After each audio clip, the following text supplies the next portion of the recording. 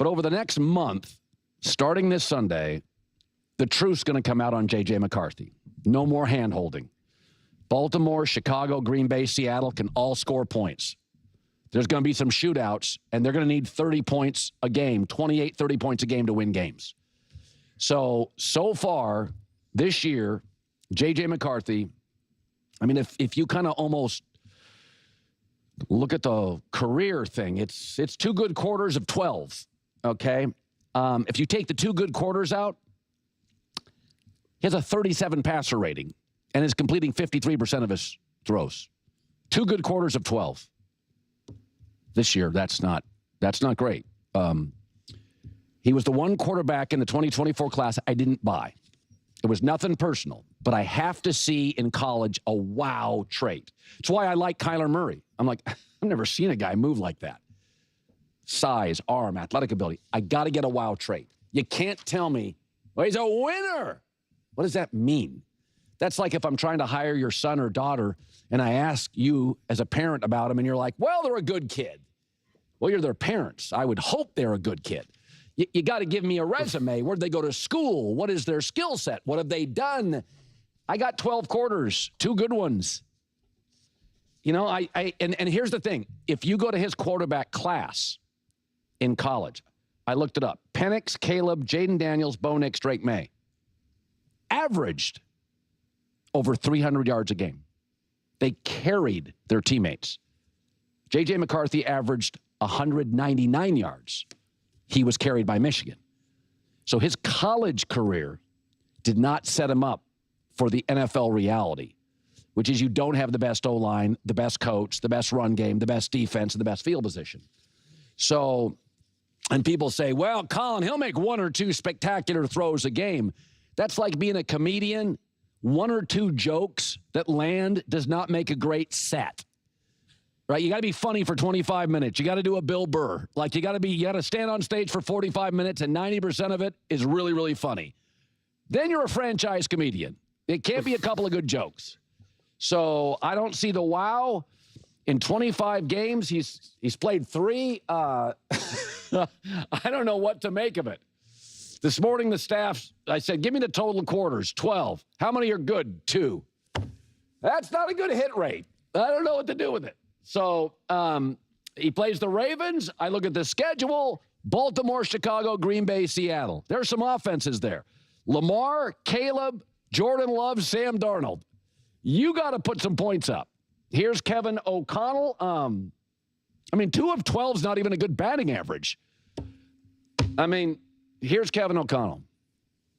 I've always thought JJ is a very, very high-level processor of information. I think the way I would equate it to, it would be like, if you're a high-level chef making a meal, we try to put the ingredients out on the counter and then leave the instructions right next to the ingredients and then potentially, have up until 15 seconds to help guide the crafting of that meal. That's how we try to do it, so it's not just show up to the stadium and figure it out all on your own. I like the ingredients. I got no problem with the ingredients. It's the chef. I don't know if can bring it home. Like I said, left tackle, star receivers, head coach. I love the ingredients. Defensive coordinator Brian Flores. I'd hire him in a heartbeat. I love all the ingredients, but you got to make that land on my plate. I don't see it. Okay. That was a take for sure.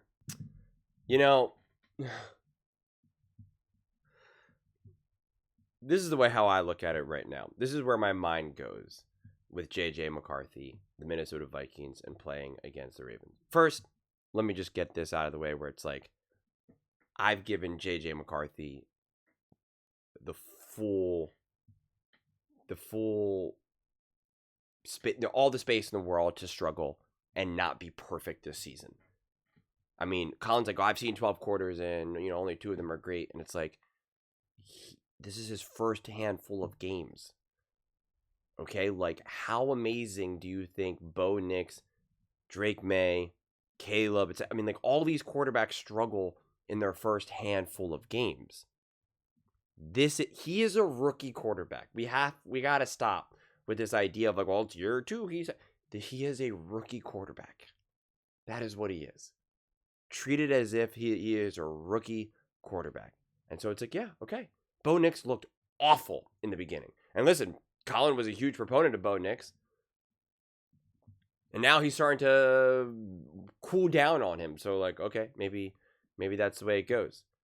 But it's just, we have to, like, think about it like this.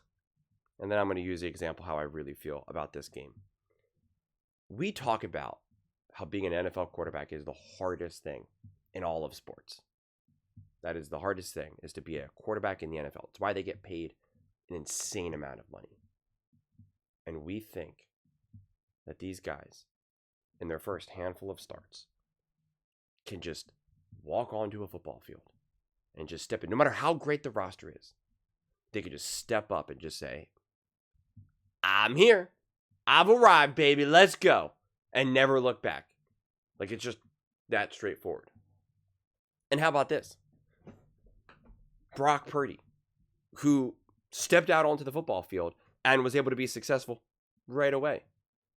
And yet now people are kind of like, I don't know how good he is. Colin doesn't think he's a great quarterback.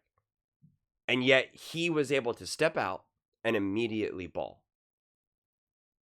Does that maybe tell you that just because you start off real strong, that doesn't automatically mean that you're going to be a great quarterback? And yet the NFL is also littered with quarterbacks who have not started off real strong for an entire season and ended up being elite and great and special. Does it mean that maybe using such a narrow, short, immediate sample size doesn't tell you everything? And again, it doesn't matter how you feel about Brock Purdy. I know Colin doesn't think that Brock Purdy is this great, awesome, $200+ million quarterback. But with that said, he obviously had success early on, was able to get to a Super Bowl, NFC Championship game.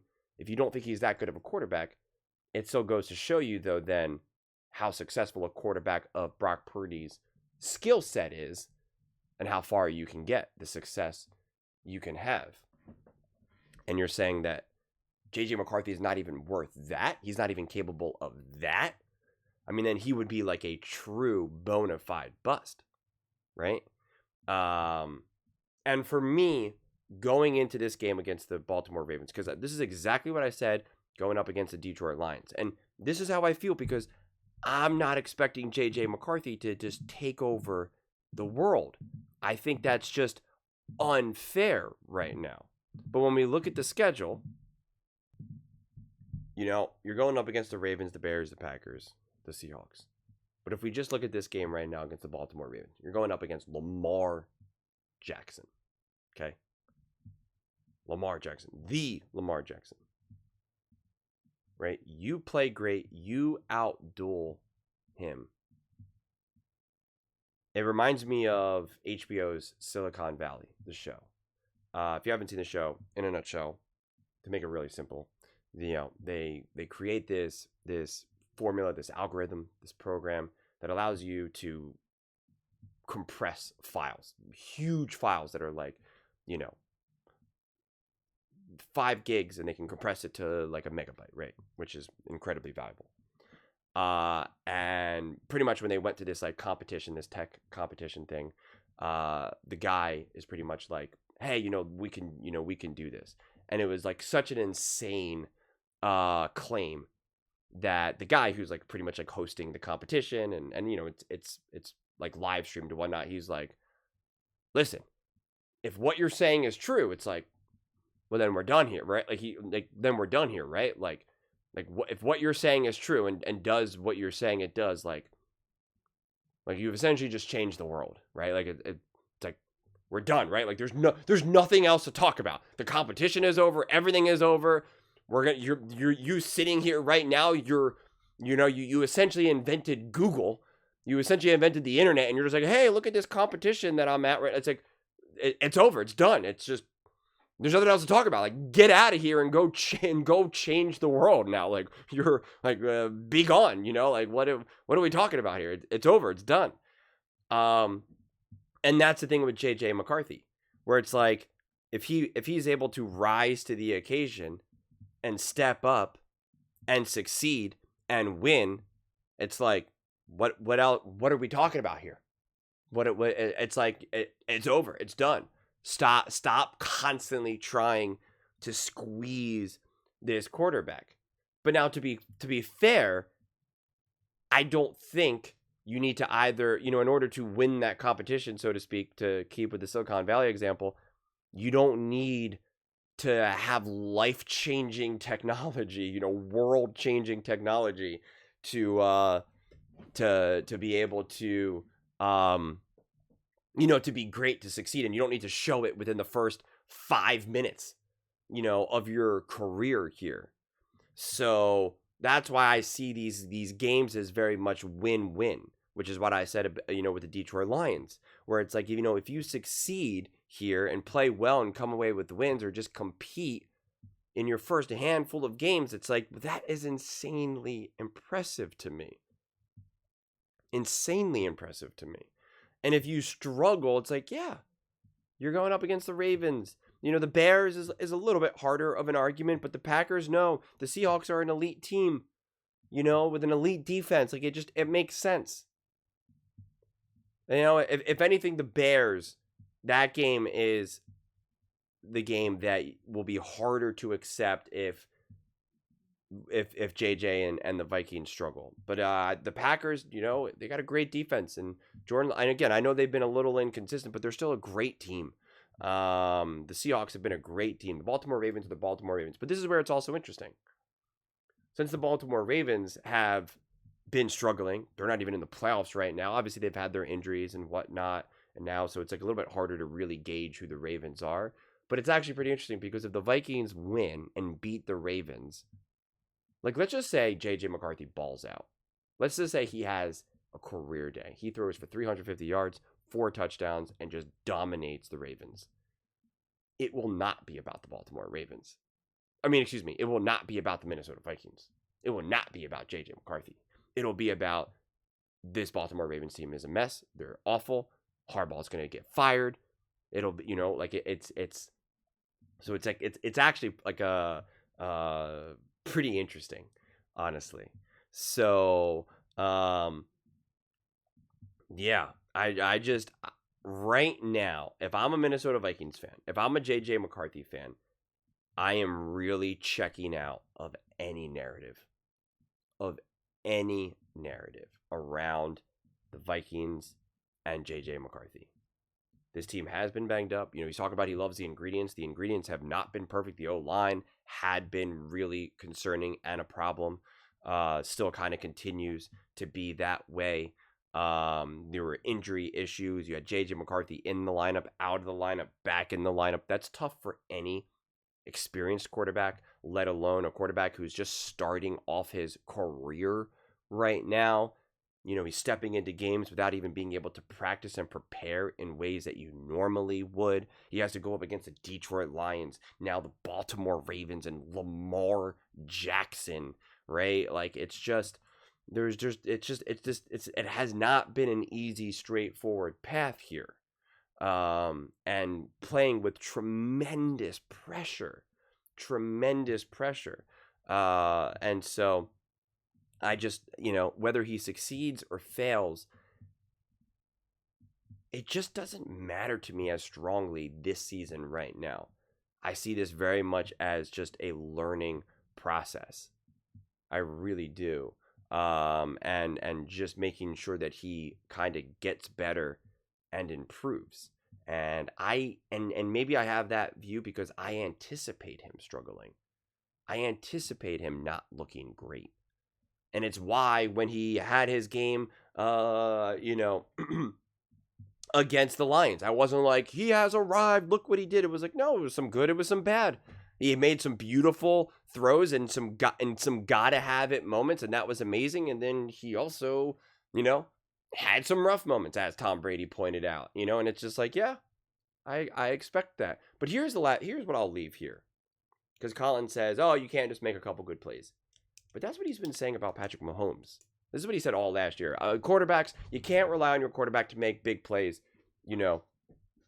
game after game after game, you drive after drive after drive. that you need to just rely on the Kansas City Chiefs just ask Patrick Mahomes to be Patrick Mahomes like 1 or 2 times a game. That's what he said. Well, then if that's what JJ McCarthy is playing right now, well, then what you really are only ideally asking your quarterback to be special, to make a gotta have it throw really difficult, off script, whatever it may be, like once or twice a game. If you're asking your quarterback to do it like 4, 5, 6, 7, 8 times a game, you're in trouble then. You're absolutely positively in trouble. And so JJ's already proving to be able to do that, which is awesome, which is arguably the really hard part. Now he just needs to elevate his floor. Now he just needs to round it out and just be, more stable. Just elevate his floor and just have a higher baseline. He does that. What's the problem? What's the problem here? Because you say that Brock Purdy, for instance, lacks that ability to be able to, in the gotta have it moments, get the job done. We saw that kind of rear its head in the Super Bowl. And we elevate Jalen Hurts, Patrick Mahomes, Josh Allen, etc. to be able to do that. And listen, there's some backup quarterbacks that can have those moments in the gotta have it moments, but then their floor is just so low that you're just like, oh my God, I don't know what the heck I'm getting with this quarterback. So at least JJ is showing one piece of the quarterback puzzle. And now he's just in the process of establishing the other aspect of it, which can take time, and that's okay. But those are just my thoughts. I'd absolutely love to hear yours. What do you guys all think about the Minnesota Vikings and JJ McCarthy? Should the Vikings be confident with JJ at quarterback? And how do you feel this next month? Do you feel that it is all going to come down to this next month, these next 4 weeks in terms of, is JJ him or is he not? Let me know your thoughts in the comments below. I read every single comment, so whether you agree with me or disagree with me, either way, let's get in some discussions, let's get in some fights, but ultimately, let's just have some fun. Please do consider subscribing. We are building an amazing community here, and absolutely love to see you part of it. I want to build something that we all generally feel connected to, something that we're really excited to be part of. I think we're well on our way to doing it. Please don't forget to give this video a thumbs up, as it really does help the visibility and the algorithm. Thank you so much. See you next time.